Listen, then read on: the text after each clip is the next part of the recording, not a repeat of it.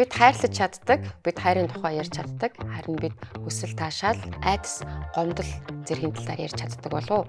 За бид өнөөдөр хосуудын бэлгийн харилцааны ур чадвар гэсэн сэдвээр ярилцахаар сексологч Болормаг студид орсон байна. Нэвтрүүлгийн ерөнхий мэдлэгчээр New Ocean Brand. Та бүхний өнөөдөр маргааш бүрт бид хамт орших болно. New Origin. Танд өдрийн мэндийг хүргэе. За, та бүхэнд бас энэ өдрийн мэнд хүргэе. За, хоёулаа эхлээд маань нэвтрүүлэгт ирүүлсэн захааг уншиж үзээд та хоёулаа энэ кейсэн дээр бас ярилцъя тий. За, сайн байна уу? Би 32 настай гэр бүлтэй болоод 7 жил болж байгаа. 2 хүүхдийн ээжээ. Манай гэр бүлийн бүх зүйл хийвэнч нэг асуудал байнга намайг зовоож байна. Бэлгийн амьдрал маань миний хүссэн шиг биш ээ. Нөхөр маань намайг хайрладаг, халамжилдагч, секс дээр яг юу надад таатай, юу хүсдгийг минь ойлгохгүй байх шиг санагддаг. Би ч гэсэн хэрхэн зөв ярилцах, яаж зөв чиглүүлэхээ мэдэхгүй юм аа. Сүүлийн үед би өөрийгөө буруутгаж бүр эмгтэй хүн гэдэг талаасаа дутуу санагдаад эхэлсэн. Нөхөр маань намайг хангалттай байна л гэдэг, би харин сэтгэл ханамжгүй хэвээр үлддэг.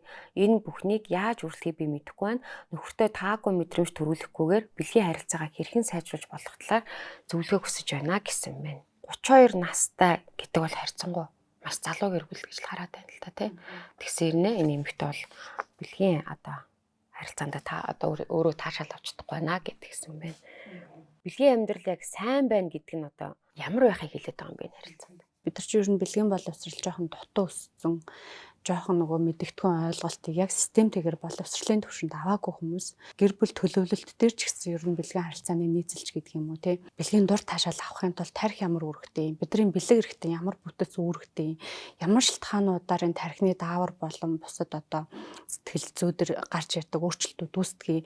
Энэ нөхөрчгүй эрэхтэн бас ямар шалтгаануудаар асуудлууд үүсдэг юм, бүр ямар асуудал үүсдэг гэдгийг ч мэдэхгүй ингээ яваад байдаг. Тэгэхээр хамгийн түрүүнд яг бэлгийн амьдрал мэдээж нөхөрчгүй эрэхтэн бэлэг эрэхтэнтэй салшгүй хамааралтай тийм. Тэгэхээр энэ дээр эрэгтэйчүүдийн бэлгийн үйл ажиллагааны алдагдал гэдэг ямиг нийтлэг мэддэг байхгүй юу? Хүмүүсийн хувьд монголчуудын хувьд нэгсэндээ бид нар бэлгийн сулрал гэж яриад байдаг. Тэгэхээр бэлгийн сулралд эрэгтэйчүүд өртөж гэнэ үү гэдгийг айгүйх ярьдаг хэлдэг. Ялангуяа хөөрч эрэгтнийхээ бүтцээрээ эрэгтэй хүнийх гадагшаага эмэгтэй хүнийг тотгошоогоо бүтцтэй тэгэнгუთ л бэлэг эрэгтэн хөвчөрж гин гэдгийг сул хөвчөрж гин, чанга хөвчөрж гин, хөвчрөл хурдан алга болчих гин.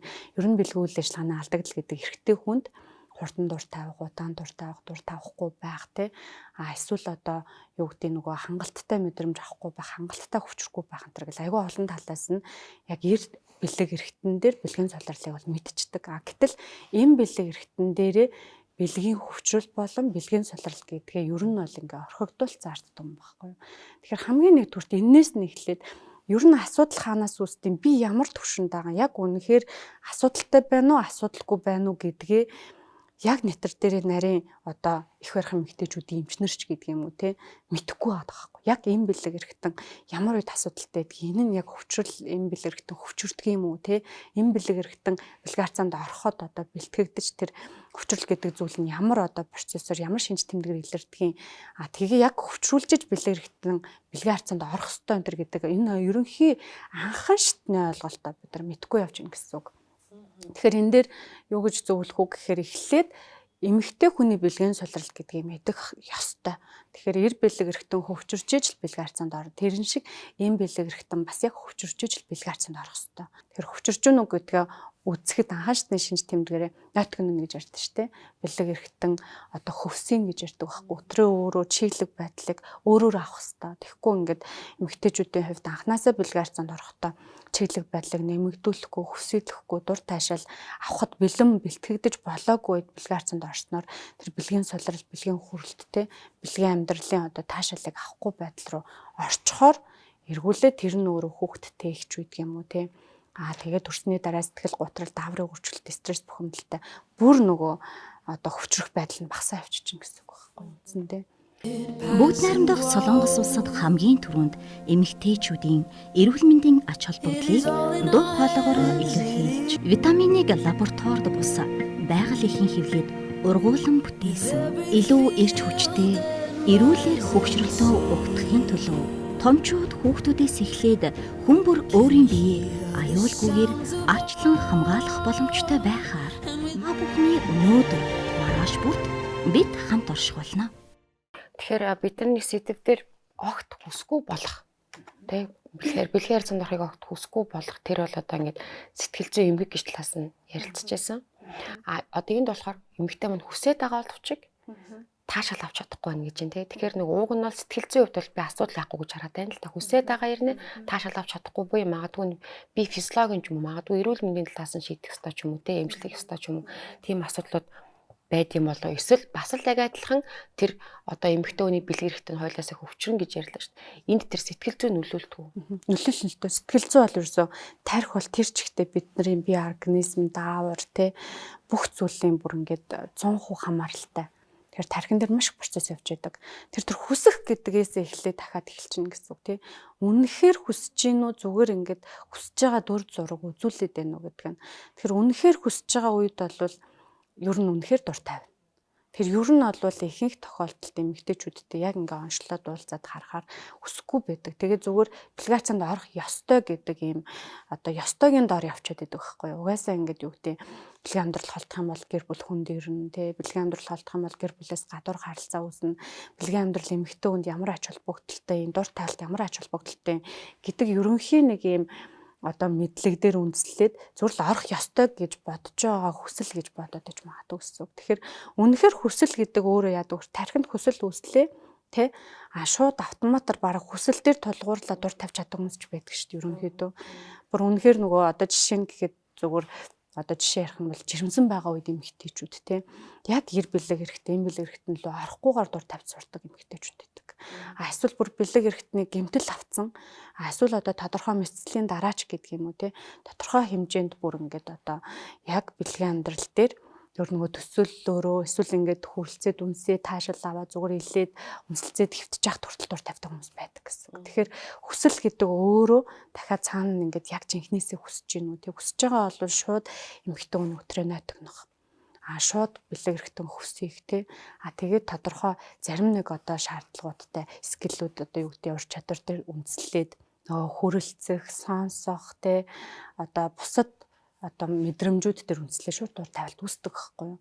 Тэгэхээр нөгөө яг хүсэж гин үү гэдгээ бас бодох хэрэгтэй. Ерөнхийдөө бол юу гэдэг нөгөө яг жинхнээсээ бүр сексийг таашааллыг нөхрөө те одоо ингээ хүсгүүгээр зүгээр л бэлгийн амьдралд одоо тос хэрэглээд ч үйдэг юм уу зүгээр л орох ёстой гэдгээр ороод тахаар таашаал авахгүй. Тэр нөгөө айдсан юмнуудаас бүгд үсэт эхэлчихдэг байхгүй. Бүр нөгөө ингээ бэлгийн амьдралын индексүүд ижидэг график тэрийг ингээ харахаар эмэгтэй хүнийг удаа дур тавьж байхад эмэгтэй хүн доор хаяж 3 удаа дур тавих бүрэн боломжтой гэж байгаа байхгүй. Тэгтэл бид нар юунд доор хаяж 3 удаа тий харьцаанд орох болгондоо дур тавьдаггүй гэдэг асуултыг эмэгтэй хүнээс асуухаар тийм гэж хариулдаг эмэгтэйчүүд л ер нь ховор шүү дээ. Ер нь ингээд тэгээ сүултээ бүр нөгөө дур тавилт яг үүсэж гинүү гэдгээ мэддэг ч байхгүй юу. Дур тавилт ч өөрөө дотроо дахиад умаагаар өтрийгээр хиллүүгэр ч гэдэг юм уу те. Тэгтэл аль дур тавилтын те скворт гэж яриад байдаг. Тэр дур тавилт нь яг яадیں۔ Эсвэл одоо яг тэр зөвхөн агаашны 3 дур тавилтыг альгээр нь би одоо дур тавьчих гэдгийг ч мэдэхгүй.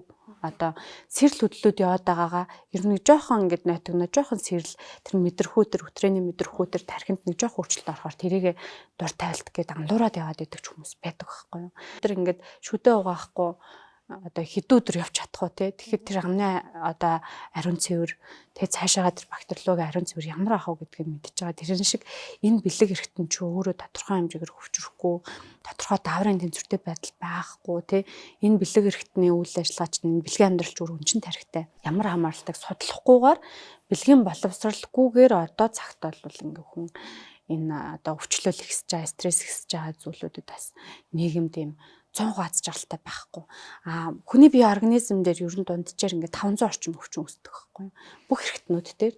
Гэтэл дэлхийн эрүүл мэндийн байгууллагаас одоо амьдралын чанар аз жаргал өөртөө ихтэй байдал дээр ингээд эхний 10 өвчнийг заавал гаргаж ирж нийгмийн эрүүл мэндийн салбар тэрнээс эргэлсэн одоо сургалт тэрнээс эргэлсэн ажлуудыг байнга хийдэг байхгүй. Ер нь дэлхийн маш олон орнууд ер нь эрүүл мэндэд анхаардаг юм орнууд бол эрүүл мэндийн салбар хөгжсөн орнууд бол тэр 10 өвчнөөр иргэдэд яаж өвчлүүлэхгүй байх вэ дээр одоо бараг юм улсын эрүүл мэндийн салбарын төсөв санхүүжилтийн маш өндөр хувийг зарцуулдаг байхгүй юу.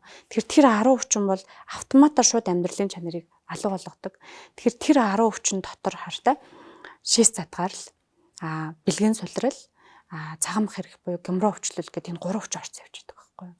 Тэгэхээр хүний бие организмын 500 өвчнөөс нь тэр аз жаргал амьдралын чанарт нөлөөлдөг 10 өвчин дотор нь бүр энэ нөхөрч хэрэгтэн та хамааралтай 3 өвчин. Тэгээ бүр бэлгийн сулрал гэдэг юм орчоод байгаа байхгүй юу.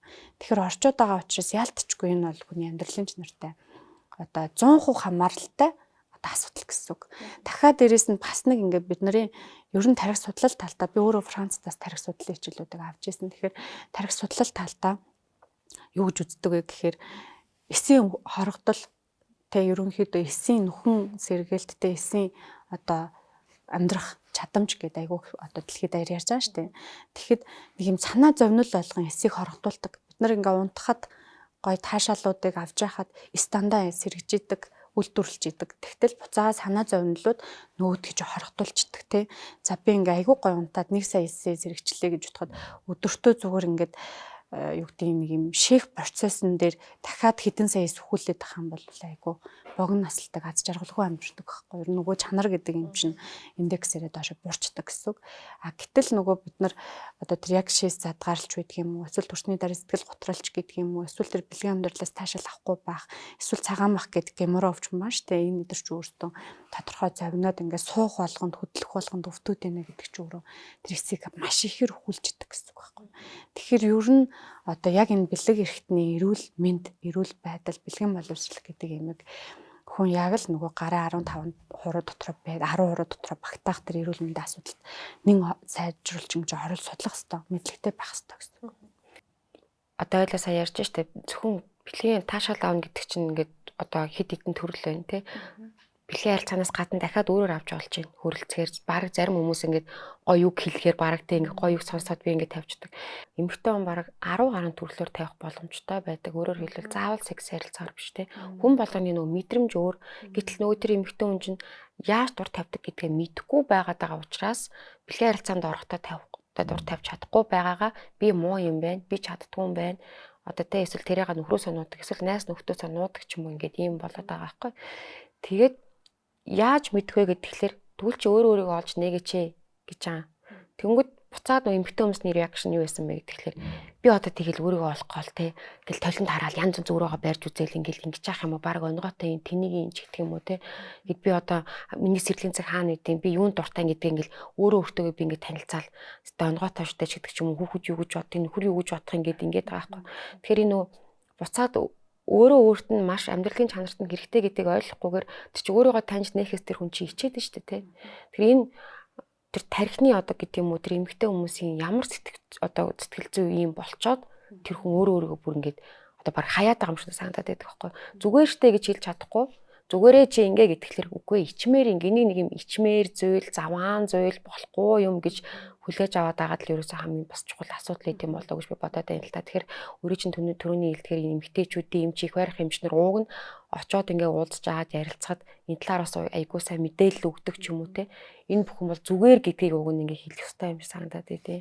Тарих юу нөөрөө тэгж ажилтдаг байхгүй юу харсан, юу туулсан, юу мэдэрсэн, юуг анх тарих кодлсон тий. Тэргээрээ таашаал авдаг. Тэгэхээр монголчуудын одоо тэр монгол эмэгтэй хүний монгол эрхтөний бэлгийн таашаал гэж бас нэг юм тарих судлал талаас нь харах хэрэгтэй. Тэгэхгүй тэр 100 сая иргэдтэй газар шиг те маш их хамаагүй сэтэл олгох, буруу эсрэгээрээ бүр ингээд таашаал авах биш. Айгуу дургүй гутам мэдрэмж авах тохиолдлууд хүртэл байдаг байхгүй юу. Тиймэрхүү кейсүүд хүртэл ирж лээ л да. Ийм подкаст сонсоод тэгээ энэ нь ингээд таашаал өгч магадгүй гэсэн чи энэ надад бүр сексис гоцсон юм таашаалгүй мэдрэмж өгцөн. Одоо би буцаагаад ингээд одоо юу гэх юм те бүр илүү гоё таашаал авах болцсомж гэдэг юм уу те. Тэгэхээр би юу гэж хэлэх гээд энэ нэгдүгээр тарих, хоёрдугаарт бэлэг эрхтэн. Бэлэг эрхтний эрүүл мэнд гэдэг дээр хамгийн сайн анхаардаг байх хэвээр. Тэгэхээр бэлэг эрхтний эрүүл мэнд гэдэг дээр булчин яг хэвэн байна уу те? Булчин хэвэн байснаар булчин хит их сулрах, хит их зангирах те, хит их гэмтэх тохиолдлууд дээр одоо манайх чи ядж байхад айгу стандартгүй маа нэг гой стандарт тавьж өгчөөд ийм бэлэг эрхтэн гэмтээдэг хятадын энэ түлдэг инфлюенза аппаратыг зүгээр энэ нөхөрчхөө эрхтэн эмэгтэй нумаасаа гэдэг чинь улсын бүр те хүн ам удам одоо цус эрүүл аюулгүй байдал би бол ингээ айгүй өөр өнцгөр нь хардаг байхгүй. Энд чинь Монгол эмэгтэй Монгол эрүүл умаа гэдэг ч өөрөө Монгол хүний одоо ирээдүйн штэ бид нар тий. Тэгэхээр тиймэрхүү байдлаар хараад ингээ стандартчлах ёстой зүйлүүдийг зүгээр нээлттэй хамаагүй маркетинг хийгээл нөхөр дугаалтал одоо байр болгоно нөхрөө хөлөөлөө ингээд хийгээл элдв энзи рекламаар очоо өтрийг нь түлээчдэг. Түрк насны эмэгтэйчүүд өтрийг нь очиод айж сайхан ингээд зүсэд ойчдөг тий. Тэгээ энэ өөрөө эргүүлээд сайд эффект айгүй өгч байгаа байхгүй юу? Харьцаанд ороход хуурайшдаг, өвддөг тий. Бэлгийн амьдралд ороход өвдөлт өгчөө гэдгийг болвол махан биеийг гаднаас нь зодсноос хэд дахин илүү өвдөлттэй байдаг байхгүй. Одоо бид нар төрөлтөө өвдөлт энтрийг ингээд бодоход ингээд нэг тийм ерөөс ингээд алга болж чаддгүй. Тэгээ бас нэг эвгүй өвдөлт өгдөг штеп. Бүр нэг тийм ясны сонио өвдөлттэй хэлэхэд хэцүү. Гэтэл яг тэр бэлэг эрэхтэн доторх өвдөлтүүд өөрөө тийм сайд эффект хариханд өгч идэг байхгүй юу? Тэгээ ингээ өвдөж байгаа сүлдээ мэдгүйгээр тасан цогцсон. Тэгсэн мөртлөө айгүй дургу нөхөртөө дургу тиймэрхүү зүйлүүд ч байж болно. Тэгэхээр энэ бэлэг эрэхтэн чинь цусан хангамжтай эрүүл ах ёстой шүү. Энэ зангиралгүй гэмтэлгүй одоо түлээгүй ийм эрүүл ягаан ийм хөөрхнөрөө байж ах ёстой тий. Яг ийм байдал руу нэгдүгürt анхаарах. Хоёрдугаар тархи руугаа ороод ирэхээр тэр байдлыг анхаарахад бас яг доорхойч нэг ийм 3-5 эмчд үзүүлчих гэдэг байхгүй би. Өстө нэр энэ хөртөө таалагдах гот гой болгоод өтрийг оюулсан шүү дээ. Тэгээ оюулсан чи аажид хуурай. Бүр ингээд уснаас илүү бараг бэлэг эрэхтэн лүгөө элдв янзын тос хэргэлдэг болсон. Нөгөө тос нь буцаага думаа үзүүн хойр тавдар ямар их вэ те. Тэр дотор талын ариун цэвэр бактери гэдэг чинь ямар чухал илээгээд бүр ингээд өргөдөлтөй олцсон, хавдартай олцсон, асар болгон те. Тэгэн гутал тархи руугаа очоод үзэхээр яг монголчуудын бэлгийн амьдрал гэхээр тийм дээр үеэс юм нандан те бас нэг юм өөр бэлгийн амьдрал руу үнэхээр байгаад байгаа байхгүй юу. Тархины хамгийн аюултай зүйл нь сэтэл олно гэж зүйлүүд байгаа гэдэг. Хамаагүй сэтэл олоод ирэх юм бол хамаагүй зүйлүүдийг буруугаар туршаад те мэдлэггүйгээр туршаад ирэх юм бол эсрэгээрээ шууд нөхрөө харахаар яг айгүй муухай харагддаг. Эхнэрээ харахаар айгүй муухай харагддаг зүйлүүдийг нөгөө тархичуур авчдаг байхгүй. Та бүхний өнөөдөр маргааш бүрт бид хамт орших болно. New Origin. Одоо сая ойл ярьлаа ш 3 төрлийн өвчин шээс задгарал цагаан мах хэрэгтэй. Нөгөөх нь бэлгийн сулрал. За тэнгууд эн чинь бас нөгөө буцаал нөөс сэдвэрэг ороход бэлэг эрэхтэнтэй холбоотой. Тэгэхээр бэлэг эрэхтэн гэдэг чинь ганцхан тэр бэлэг эрэхтэн байгаа юм шиг өтрөө биш тэ чинь бүтэн системээрээ магадгүй одоо нөгөө арцаг тэ арцагны булчин бүгдээрээ ингээд нэг системэд л байгаа хэл та. Тэгэхээр энэ маш нийтлэг одоо би яг төрсний дараа л мэдсэн л дээ энэ шээс задгарал гэдэг өвчний талаар надад яг тохиолдоогүй ч гэсэн төрсөн эмэгтэйчүүдэд байх асар өндөр магадaltaй юм байна гэдгийг ингээ мэдээд буцаад энэ амьдралын чанарт яаж нөлөөлдөг яадаг ингээ бүр ингээ судлаад ингээд үтсэн. Тэгэхээр хоёул энэ талаар бас ярилцъя. Тэгэхээр энэ эмэгтэй бас 2 хүүхэдтэй гэж байна. Шээс задгарал бас даалт хэлбэрээр явагдаад байдаг гэж бас би нэг сонсчихсан. Тэгээ тэрийг бас өөр мэдхгүй. Тэгээ буцаага тэр нь зөвхөн одоо арцаг ясны булчин ч юм уу шээс задгарлаас гадны бэлгийн амьдралд магадгүй таашаал авахт нөлөөлдөг ч юм уу те. Энэ зөвхөн бэлэг эрэхтний одоо үйл ажиллагаанаас бус давхар ийм өөр одоо давхар өөр зүйлүүдээс ингээд механик зүйлүүдээс ч юм уу өөр эрхтнүүдийн асуудлаас болж бас үүсдэг. Үүсэлгүй байх уу. Одоо хамгийн чухал нь мэдлэг гээл түрүүнээс өшлээд байгаа тий. Тэгэхээр тэр мэдлэг дээр яг үнэхээр өөрөө асуудалтай нь асуудалгүй байна уу гэдгийг л мэддэг байх хэрэгтэй. Тэгэхээр бид нар тэрийг мэддэг байхгүй юу. Эмэгтэйчүүд одоо юу гэдэг хүүхэд тээж явах явцад тий жирэмсэн байж байгаа явцад л угаасаа тодорхой асуудлууд үүсчдэг. Гэхдээ организм төрсний дараа маш сайн унтаж амраах тий нөгөө төрсний дараа гам барилтуудыг сайн хийгээд ирэх юм бол буцаад тодорхой хэмжээнд хэвийн байдалд очдог байх хэвээр тий. Тэгэхээр одоо би өөрөөрөө төрөөгүй C-section-ээр төрсөн учраас би ямар ч асуудалгүй гэж бодоод байдаг байхгүй зарим эмэгтэйчүүд.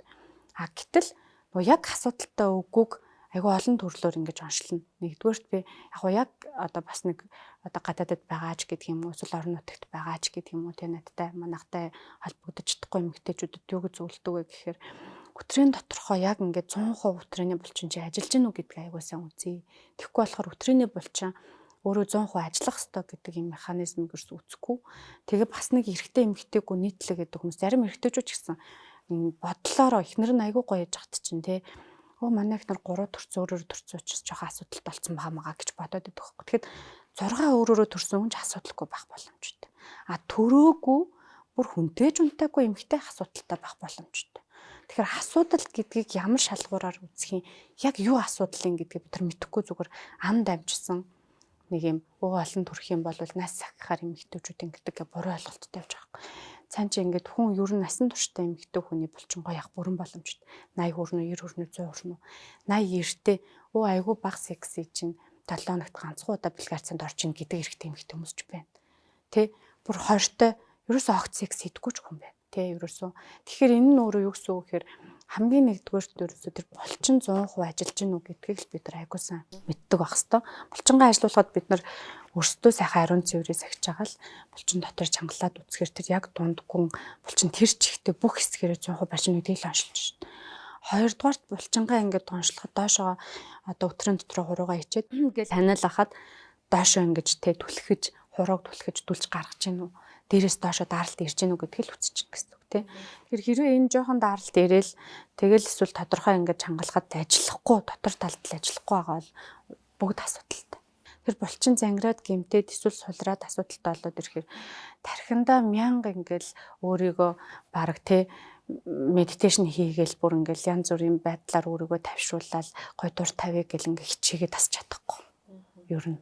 Тэгэхээр яг тий цогц энэ хоёр ч хоорондоо 100% харилцан хамааралтай байхгүй. Тэгэхээр ерөнхийдөө эхлээд булчингаа аягүй сайн мэддэг байх хэвээр. Хоёрдугаар кегел тасгал гэдэг юм хэзээ ч эргэжтэй ч үгүй эмэгтэй ч үгүй хайж болохгүй. Яг гоё кегел тасгалыг хийдэг байх хэвээр. Тэгээд тодорхой нөгөө шалтгаанууд булчин асуудалтай болгох, бэлгийн амьдрал асуудалтай болгох энгийн анхан шатны хөвшлүүд идэг байхгүй. Бид нар буруу суух, буруу тасгал хийх, өтгөн хаталт, хэвлийн таргалалт, арх тамхины хэрэглээ, булчин сулалдаг одоо өвчин намдах эмийн зохисгүй хэрэглээ ч гэдэг юм уу те. Бүр юм бэлхүүсээр нарийсгаж байгаа нь бүс корсетууд хүртэл аяг доош суллаа явж байгаа байхгүй. Тэр иймэрхүү зүйлүүдийг бас мэдлэгтэй байж агаад иймэрхүү зүйлүүдээс татгалзаж агаад яг энэ бэлгийн эрүүл мэндийг ингэж анхаарахгүй бол угаасаа л тэгэл бүгд л асуудалтай болно. Дээрээс нь бид нар ч өөрөө эрсдэс айгуу тийм уур амьсгалтай халуун хүүтэй айгүйх болдог. Тэгэл нөгөө дагалдах тэр халуун хүүтэн харшлах өвчлүүд үйдэг цэтэдээс өксүүлээд ч үйдэг юм уу те. Одоо бүр ингээд 60 настай 70 настай эрэгтэй эмэгтэй хүмүүсийн хувьд ч гэсэн тэр яг булчингаа ажилуулснаар кегел тасгалыг хийснээр ер нь булчин дээр суурилсан бэлгийн одоо сайжрлыг бүгд авдаг байхгүй юу. Тэгээ тэрлүүгээ ингээд гоё орчих. Тэгээ тэрийгээ бүр ингээ амар хэлбраар биш те. Зүгээр шууд ингээл нэг юм оёолал болчтой зүйл ерөөсөө биш. Энд чинь цусан хангамжтай эрүүл булчин ажиллаж ижил эрүүлэн гэдгээ аль нь ойлгох хэрэгтэй байхгүй. Тэгээ нэг юм 30 жил асуудалтай явсан тоошоогоо нэгсэндээ дүлээд ажилуулаагүй булчин 3 сар анхаарах хэрэгтэй гэдэг юм аа. Одоо тоохгүйгээр тий нэг юм амархан шууд очил төлөвлөл байр болохгүй л одоо бүр филер шахуулаад байр болохгүй л ирэмгүй эднэр чи өөрөө буцаагаад бэлгийн амьдралыг насан туршид доройд болчдөг. Ямар тохиолдолд эмэгтэй хүн ингээд нэг юм бие хангалтгүй бие л юу н уг нь тэр чинь нөгөө ингээд зохицуулаад болох чадах ч юм уу эмчлүүлээд болчих юм дээр огт тийм өсөлт төрөхгүй зүгээр тэн дээр нэг магадгүй шалтак хайгаад байгаа ч юм уу хоошоо суугаад эсвэл айгаад байгаа ч юм уу те нэг тийм мэдрэмжүүд төрөөд шүү дээ. Тэгэхээр энийг сэтгэл зүйтэй илүү холбож яривал энэ одоо ямар механик гэмтлүүд ч юм уу өөр зүйлээс авсан тэр мэдрэмжүүд ингэж нөлөөлөх боломжтой. Яг бэлгийн харьцаанаас ерөөсөө таашаалаа авдаггүй гэдэг юм 2хан хувь байдаг байхгүй юу. Тэр нь өөрөө сэтгцэн эмгэг байдаг. Хоёрдугаарт бэлэг эрхтний одоо эмгэг. Тэг бэлэг эрхтний эмгэг гэхээр магадгүй төрөлхийн эмгэгүүд иждэг.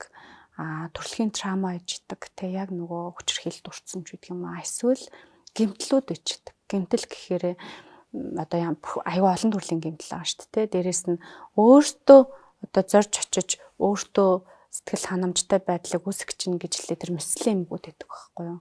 Хилүү гаргах ажилбарт орчоод бэлгэрхт айгүй аимшигтай болгоо гэмтэж ячаа тэрнээсээ трама аваад ингээд миний айгүй муухай бодцсон тий. Эсвэл төрөх үеийн трама бас байж идэг. Төрсний дараа нөгөө өөрөөрөө төрөхөөр яг тухайд ч мэдээж бэлгэрхт юм хавтцсан юм шиг одоо харагддаг байхгүй. Тэрнээсээ шууд ингээд трама авчдаг ч үгүй юм. Тэгэхээр ямар уу тэр гэмтэл аваад байна вэ гэхээр энэ байдаг зүйл байхгүй юу? Энэ байдаг зүйл. Энэ төрөлт гэдэг чинь тэтгхий даяар эмэгтэй хүн болгоны эрэгтэй хүмүүс ч гэсэн энийг аягүй сайн анхаарах хэрэгтэй. Төрөлт гэдэг чинь харин эсэргээрээ тэлэлт үүссэн булчин буцаад маш гайхамшигтайгаар агчих боломжтой байдаг.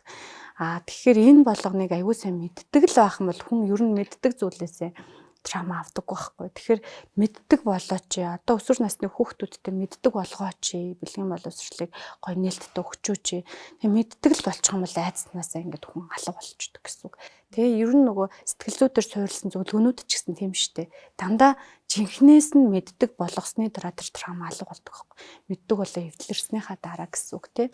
Бүгд найрамдах Солонгос улсад хамгийн түрүүнд эмэгтэйчүүдийн эрүүл мэндийн ач холбогдлыг дуу хоолойгоор илэрхийлж, витаминыг лабораторид бус байгаль эхийн хэвлээд ургуулсан бүтээсэн. Илүү эрч хүчтэй, эрүүлэр хөгшрөлтөө өгдөхийн төлөө томчууд хүүхдүүдээс эхлээд хүн бүр өөрийн биеийг аюулгүйгээр ачлан хамгаалах боломжтой байхаар маа бүхний өнөөдөр маргааш бүрд бид хамт орших болно.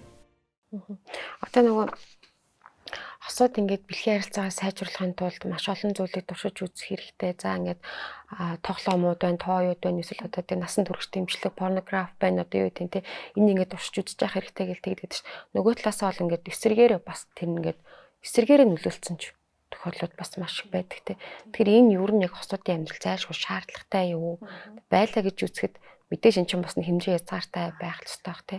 Тийм тэгэхээр энэ талаар ярилцвал Ерөнхийдөө бол эхлээд яг бэлгийн өндөр оргил таашаал гэдэг ямиг юу вэ гэдгийг ойлгох хэрэгтэй. Тэр өөрөө зүгээр л нэг өссөн хүнтэйгээ зүгээр л нэг ур чадвар сайтай хүнтэй ч үт юм уу те. Ингээд эсвэл нэг том бэлэг эрхтэнтэй ч юм уу эсвэл нэг амар баруун өтрээтэй ч гэдэг юм уу те. Ийм хүнтэй харьцаанд орсноор тэр бэлгийн өндөр таашаал гэдэг зүйлийг авдаггүй. Ер нь халуун цусаар тижээгдэж байгаа бид нар тархитай. Халуун цусаар тижээгдэж байгаа бэлэг эрхтэн таахгүй. Тэгэхээр халуун цусаар тижээгдэж байгаа тархитай бэлэг эрхтэнтэй хүмүүсийн хувьд бол сэтэл олгох, донтолт үүсэх байдлууд ихсэн явцдаг. Тэгэхээр нөгөө давуу талтай ч юм шиг сул талтай зүйлүүдийг хамаагүй хийж болдоггүй ер нь угаасаа.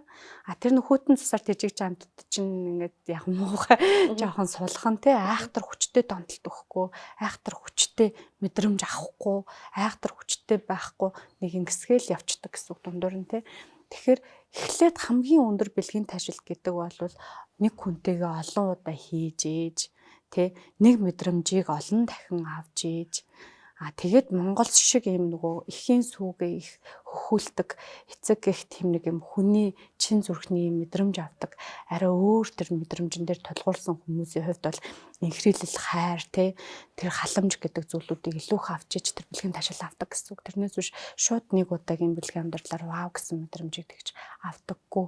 Тэгэхээр ер нь нөгөө нөхөр ихнэр дээр толгуурлаад үцхээр угаасаа л тэр зүйл байж байгаа. Одоо би нөхрөөсөө ерөөсөө таашаал аваагүй, утцсан тэг авдаггүй энэ төр гэдэг эмэгтэйчүүд, эрэгтэйчүүд ихнэрээс авдаггүй гэхээр нөгөө авдартаа игээ цоочилсан байж идэг байхгүй юу? Авдаг байсан болоод, авсан болоод ямар нэгэн гоё таашаал мэдрэмжийг хүрэлцэхээс, сонсохоос, үнэрлэхээс, харахаас тэгээд гоё ингээд энэ 5 өдрхөө ажилласан тэр өндөр таашаалыг авсан болоод л үргэж байгаа. Тавсан болоод хүүхэд үүссэн, гэр бүл үүссэн, тэр хүчтэй хайр дурлал тодорхой хэмжээнд жохорхол үүссэн болол тэрнээс биш бүр ингээд за та хоёр суу гэж хэлээд шууд аваачаал ингээд хүчээр одоо дээрүүд л тэр богтлох байсан бах тий. Тэрнээс биш одоо тийм байхгүй штэ. Тэрийгээ ингээд нөгөө авдартаа цоожилцсан тэр энтрийгээ жоохон сэргээх хэрэгцээтэй байдаг. Тэгээ ерөнхийдөө тэр бэлгийн амьдрал дээр ийм халуун цустай хүмүүсийн хувьд бол яг бэлэг эрхтэн одоо эр бэлэг эрхтэн лэн бэлэг эрхтэн орох тэр бусад нөгөө 5 мэдрэхүү дээр цойрлсон яг өөрийнхөө авсан мэдрэмж өөрийнхөө өгч байгаа мэдрэмжийг ингэж гадагшлуулж ээж тэрэн дээр суурилсан өндөр таашаал өгнө. Яг саяны хэлдэг тооч байдаг юм уу тийм порноч гэдэг юм угаасаа байгаа дэлхий дээр байгаа. Гэхдээ тэр хостой хүмүүсийн хувьд бол бас одоо байнгын тогтмол нь бол биш. Зүгээр харилцаан дээр нэг жоохон уналттай байгаа үеуд дээр сэргээх зүйлүүд өгдөг байхгүй. Одоо жишээ нөгөө хоёр талд байжгаад бид нар ч одоо юу гэдэг фон секс гэлэж байгаа шүү дээ. Жишээ нь хэд хоёр гэр бүлийн хоёр хүн өөр томилолтонд яваад ч юм уу тодорхой хэмжээгээр хэлж ажилтаа гэдэг ингээд 1 сар 2 сар 3 сар холтлоо гэхэд нөгөө яг эмэгтэй хүн одоо юу гэдэг ганц бие байж захтаа нөхөр нь хажууд нь байхгүй бахта тэр өдөөлтийг одоо дур таашаалыг авч чаддаг байх хэрэгтэй. Тэгтэл тэр өдр байхгүй. Тэгээ байхгүй болоод магадгүй дахиад нэмэлт жоохон юм кэрийн хэрэгтэй байгаа үед бол нэг жоохон уналттай байгаа үед ч юм уу те ганц нэг хаяа хэрглэж болно. Гэхдээ тэрийг зүгээр өдөгч байдлаар хэрэглэн. Тэрнээс биш яг тэргээр таашаал аваад дур ханаад ич ерөөсө болохгүй гэсэн. Тэгээд ирэхээр тэрлүүгээ тэмүүлээл тэрийгэ хүсээ явчихдаг гэсэн үг байхгүй юу? За тэгэхээр хоёулын зэдэр бүр маш өргөн гоё нээлттэй ярилцлаа. Тэгээд би танд сүүлийн асуултыг асуухын оронд танд яг сүүлийн хормыг үлдээ гэж бодож байна. Та хэлмээр байгаа магадгүй тулгымцсан асуудлууд юу байгаа вэ те? Юу илүү ажиглагдчихээн сүүлийн үед? Одоо өнөөдрийн сэдв хоёлоо бэлгийн амьдрал ярьж байгаа учраас бэлгийн харилцаа гэдэг зүйлийг насан туршид нь байлгаач. Дахиад дээрэс нь бэлгийн харилцаанд ороход надад ямар асуудал байгаа юм, хэдэн хувь байгаа юм, энийг одоо яаж шийдэх юм гэдэг мэдэгдэхүүн ойлголттой байгаа ч тэрний тулд эрэгтэй хүн ч гэсэн эмэгтэй хүн ч гэсэн үзүүлж онцлуулдаг зүйлүүдээ тийг булчингийн зангар суулрал гэмтэлтэй рефлекс хэдэн секунд асуудалгүй барьж чадчихаан гэд. Тэгээ энэ болгоныгоо үзүүлээч. Хоёрдоорт ер нь бэлгийн амьдрал гэдэг бол энэ булчингийн үйл ажиллагаатай хамааралтай гэж шүү дээ. Тэгэхээр эрэгтэйчүүдийн хувьд бол хүснээрээ хүссэн үедээ барьж байгаа хүссэн үедээ дур тавьдаг байх чадамжтай. Тэгээ эрэгтэйчүүд надад ястаа асуудал аахгүй гэсэн ирнээсээ нөгөө хүснээрээ барьж чаддаг байхгүй. Яг нэтер дээр яг хүснээрээ удирдах чинь нүгэ булчин дээр ингээд шулуун гэцээр хушуу хийж байгаа ингээд онцлоод дэлгэцэн дээр графикаар ингээд гаргаад ирэхэж чаддаггүй байхгүй. Тэгтээ чадахгүй байгаа л бол тэр хүснээрээ удирдах, хүснээрээ дур тавьж, хүснээрээ ажиллуулж чадчихна гэсэн үг биш. Тэгээ ийм л байдлыг аль болох залууд авах хэрэгтэй. Тэрнээс биш заавал нөгөө шинж тэмдэг илэрч асуудал үүсний дараа биш. Ерөөс ингээд 20% нь ажиллуулж чадахгүй байгаа л тэр 20% одоо хурдан ажиллуулахад харин баг цаг хугацаа, баг мөнгө зарцуулах байхгүй. Тэрэн дээр хурдан гой 100% ажиллуулж чаддаг болол тэрийг 100% ажиллуулад 100% гой удирдаа 100% ирээдүйдээ ихтэй асуудалгүй гэдэгтээ мэдрэмжтэй болсон, ихтэй болсон хүмүүс зөндөө байхгүй. Тэр тийм болооч. Тийм болсон үед бол нөгөө айцсууд бүгд алга болчдөг. Ер нь эмэгтэй өнөд ч гэсэн одоо миний клиентуудыг ингээ харахаар манай клиентуудыг харахаар ингээд нөгөө өөртөө ихтгэлгүй айцсууд нь хүртэл алга болсон. Манай нөхөр хизээ явах бол манай нөхөр дахиад араар тавих болов гэдэг айцуд нь байхгүй болсон. Бүр ингээд хэрэгцээ үүсэхгүй байгаа байхгүй. Хэрэгцээ үүсэж байгаа учраас тэр гэр бүлээс гадуур харилцаа үүсэж байгаа. Тэгэхээр хэрэгцээ үүсээгүй гэдэг мэдрэмж нь ингээд байж штэ. Нөхөр нь дурлаж, өрлөөн тэмүүлээд дурлаж ирдэг, эхнэр нь дурлаж ирдэг.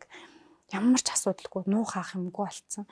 Энэ нэг юм өөр хэрэгцээ үүсэхгүй гэдгийг нөгөө бүх зүйлээр нь хараад мэдчихээр ингээд гэр бүл айгүй гоё тайван, амгалан тэг ямар ч хүсэл ахгүй өөр илүү дутуу хүсэл ахгүй ойлгосон. Тэр мэдрэмжийг мэдлэг дээр суурлаж аваач. Тэгэхгүй ингээд нэг юм одоо юу гэдэг хин нэгний нийцтэй зүйлс танд нийцэхгүй. Тэгээ энэ харилцаа бэлгийн амьдрал дээр хизээч битээ бусдын кейсийг амьдралдаа оруулж ирнэ. Тэр манай найз скор тавьдаг гэсэн намайг тавиул гэдэг юм байдаггүй. Тэ шаардлагатай бол гоё өтрээний массаж энэ төр хийж зааж өгдөг. Манайх бол бүр ингээд онцлоо заагаад жизиг нь ханаа яаж одоо мэдрэмжээ сэргээх юм, яаж одоо салстаа хөсгөр байлгах юм тэ бүх юмнуудыг ингээд гоё заагаад эрүүл мэнд байдлаас нь анхаарчдаг юм газрууд нэгтцэн байхад бас ийм газраас чи эрүүл хүмүүс тусламж авчдаг. Ер нь хамгийн одоо мундаг өөртөө ихтэй тийм гахалтай хүмүүс илүү их юмдээ анхаарч ингэж явдаг. Тэгээ энэ бэлгийн боловсралтай байна гэдэг чинь дараа нь оюуны боловсрал, санхүүгийн боловсрал ер нь чаддаг байхгүй юу. Тэгээ ер нь дур тавьдаг юм ихтэйчүүд ч өөрөө санхүүгийн өндөр чадамжинд хүрдэг, боловсролын өндөр зэрэг хамгаалдаг тий.